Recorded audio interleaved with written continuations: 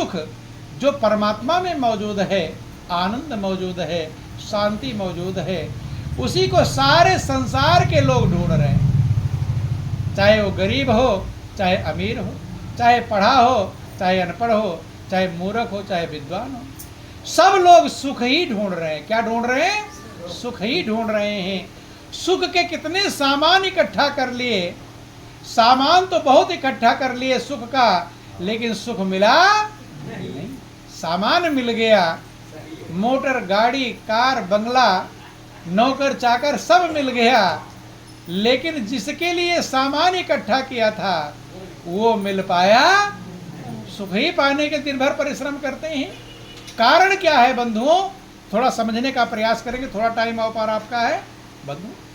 क्या कारण है कि हम पूरी जिंदगी भर सुखी होना चाहते हैं, सुख पाना चाहते हैं, सुख ढूंढना चाहते हैं, लेकिन मिलता नहीं बंधु। संत महापुरुषों ने उदाहरण से समझाया, जैसे मरुस्थल में एक प्यासा हिरन होता है।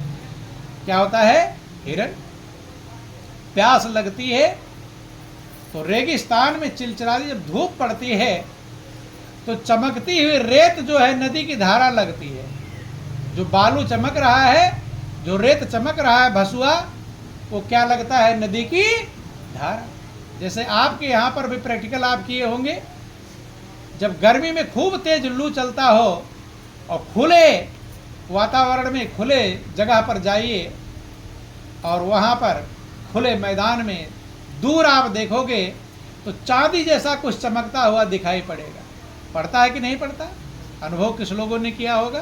जब लू चलती है, गर्म हवा चलती है, चांदी सा चमक रहा लगता है, कुछ चमक रहा है। या जब गाड़ी में बैठकर आप चलते हैं और तेज धूप पड़ती है तो सड़क पर कुछ दूरी पर आप देखोगे जैसे सड़क भीगी हुई है, लगता है? अनुभव कभी करना बंधु। और आगे बढ़ते देखते हैं सड़क कहीं भीगी नहीं। इसे भ्रम कहते हैं। क्या कहते हैं? कुछ चमक नहीं रहा, बगीचे के पास कुछ चमक रहा है, अब चल कर चले जाओ बगीचे के पास और आगे चमकेगा। नहीं समझ, चलते चले जाओगे वो चमक आगे बढ़ती रहेगी। इसको महापुरुष कहते हैं मृग मारीचिका। क्या कहते हैं? प्यासा हुआ हिरन होता है रेगिस्तान में, चमकती हुई रेत को क्या समझता है? नदी की धारा। देखता वहां नदी की धारा, पास भी रेत है, वो नहीं चमकेगी। एक निश्चित दूरी होती है जहां पर आपको नजर का भ्रम होता है और लगता है कि वहां नदी की धारा पानी जैसे बह रहा है। अब हिरन दौड़ करके वहां जाता है, क्या करने के लिए? प्यास बुझाने के लिए। जब वहां जाता है तो वो धारा और आगे चमकने लगती है। कहाँ चमकती है? आगे। दौड़ते दौड़ते जीवन खत्म हो जाता है, लेकिन रेत से प्यास बुझने वाली, यही हाल मनुष्य का है। ध्यान देना, यही हाल मनुष्य का है।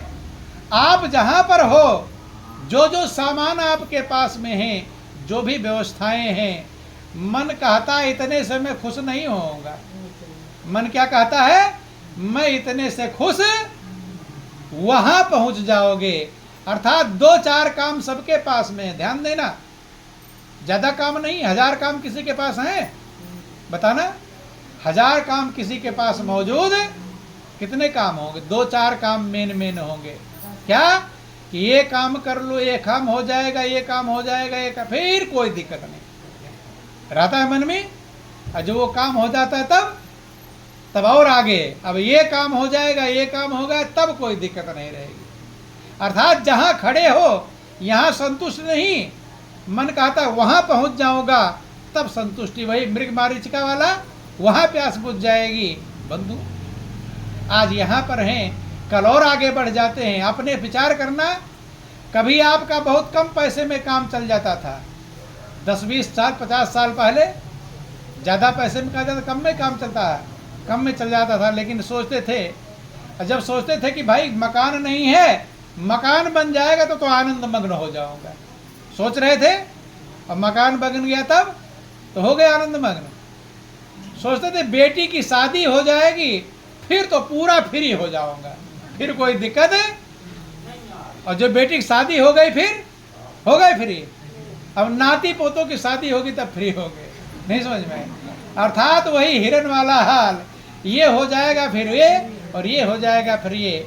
इसलिए महापुरुष कहते हैं, बोलो वृंदावन बिहारी लाल कि मृग तृष्णा जल सांच है, और जब लग निकट न जाए, और सहजो तब लगी जग बंध्यो, सतगुरु दृष्टि न पाए। मृग तृष्णा का उदाहरण दिया गया। कहते हैं कि जैसे प्यासा हुआ हिरन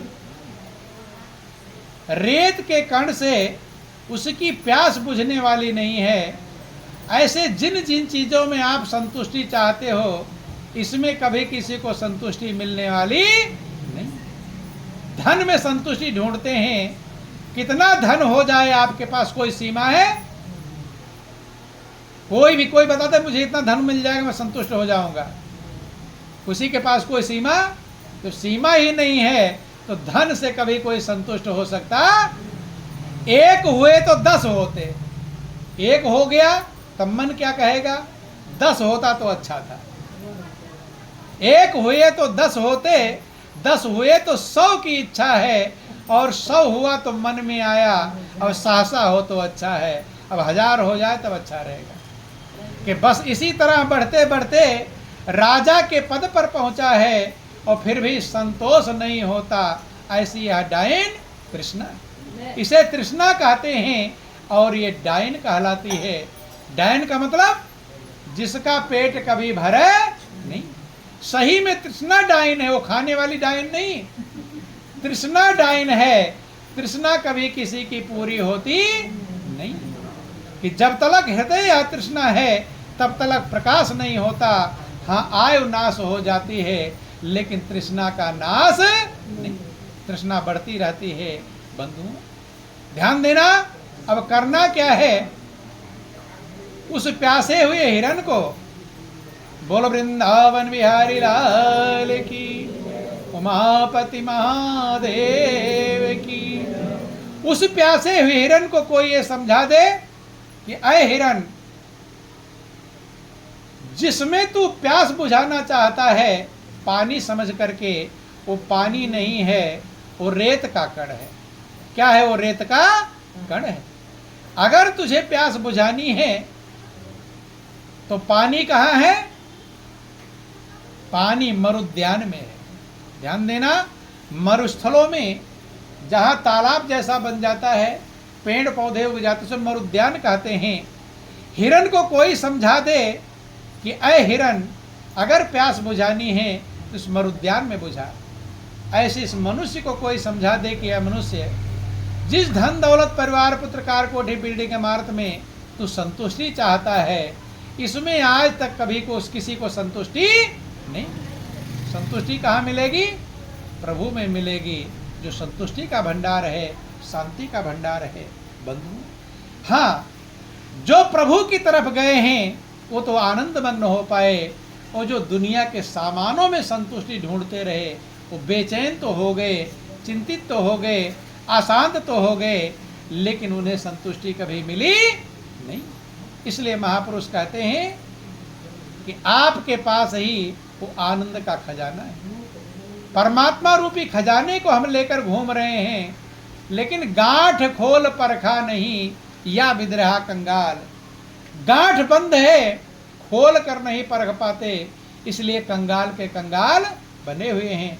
एक छोटा सा प्रसंग है, किस प्रकार हमारे पास सब कुछ है, किसी के पास कमी कुछ भी नहीं है, लेकिन फिर भी दुखी कैसे हैं, एक उदाहरण आपको समझाते हैं, और फिर आपका टाइम भी हो गया है।